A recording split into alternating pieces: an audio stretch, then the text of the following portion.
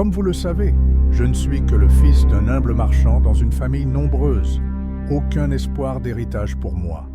Et comme certains ici l'ont fait remarquer, je ne suis ni fort ni particulièrement sage. J'ai donc choisi une autre voie, celle de consacrer le temps à savoir le secret de la richesse. J'ai décidé de trouver un moyen d'accumuler des richesses et de m'y consacrer pleinement. Car n'est-il pas sage de vouloir profiter de la vie tant que nous vivons à la lumière du soleil? Je trouvai un emploi de scribe dans la salle d'archives.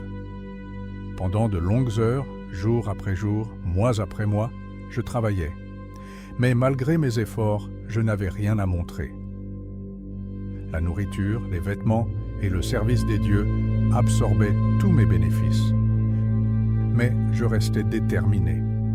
Un jour, Marcus, le prêteur d'argent, vint à la maison du maître de la ville. « Bonjour mon fils, je commande une copie de la 9e loi, et je dois l'avoir en 2 jours. Si c'est prêt à temps, je te donnerai 2 pièces de cuivre de plus. » Avec plaisir. Je suis ici pour vous satisfaire, maître. 2 jours après, Marcus entre brusquement, visiblement irrité. « Bonjour fiston, ma commande est prête? » Pas encore, maître. Quoi? Qu'est-ce que tu racontes? Je te l'avais commandé pour qu'il soit terminé aujourd'hui. Qu'est-ce que ce bordel? Je suis désolé, maître. La loi est longue et je n'ai pas pu finir à temps. Mais écoutez-moi, donnez-moi une chance. Dites-moi comment devenir riche et je travaillerai toute la nuit. Au lever du soleil, la loi sera écrite. Et tu oses négocier de plus avec moi, alors que tu n'as pas tenu ta promesse? Si tu étais mon esclave, je te battrais pour cette insolence. S'il vous plaît, maître, donnez-moi une chance de prouver ma valeur. Dites-moi comment devenir riche, et je tiendrai ma parole. Je travaillerai toute la nuit, et au lever du soleil, votre loi sera prête. Tu es un petit malin fiston. Alors, marché conclu.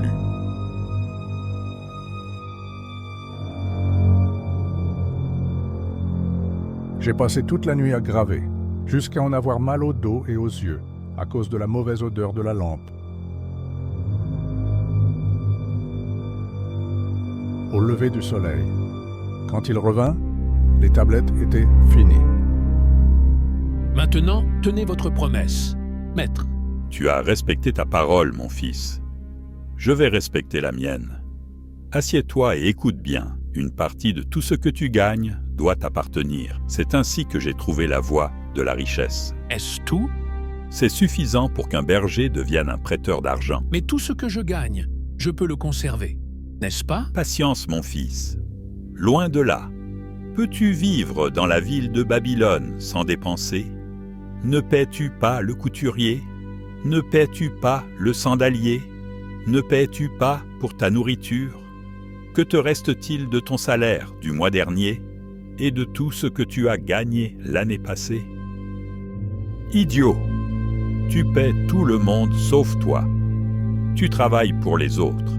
Aussi bien être un esclave et travailler pour ton maître qui te donne ce qu'il te faut pour manger et t'habiller.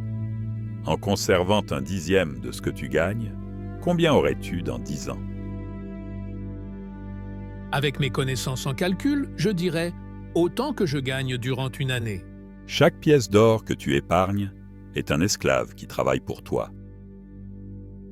Chaque petite pièce de monnaie qui te rapporte en amène d'autres qui travaillent aussi pour toi. Si tu devenais riche, tes épargnes produiraient des richesses qui à leur tour te rapporteront.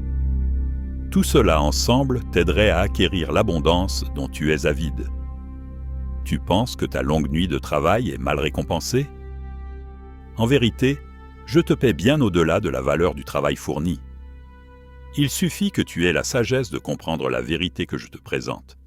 Une partie de tout ce que tu gagnes doit rester à toi. Pas moins d'un 10e, quel que soit le montant. Avec le temps, cette portion pourrait valoir bien plus quand tu pourras te le permettre. Priorise-toi. Paie-toi en premier. La richesse pousse comme un arbre, à partir d'une graine. Cette graine, c'est ta première pièce de cuivre épargnée. Plus vite tu la sèmeras, plus vite l'arbre grandira. En nourrissant et arrosant cet arbre avec constance et épargne raisonnée, plus tôt tu trouveras satisfaction et repos sous son ombre. Marcus s'arrête là, prend ses tablettes et quitte la pièce. Inspiré et déterminé, j'ai retourné à travailler avec une nouvelle énergie.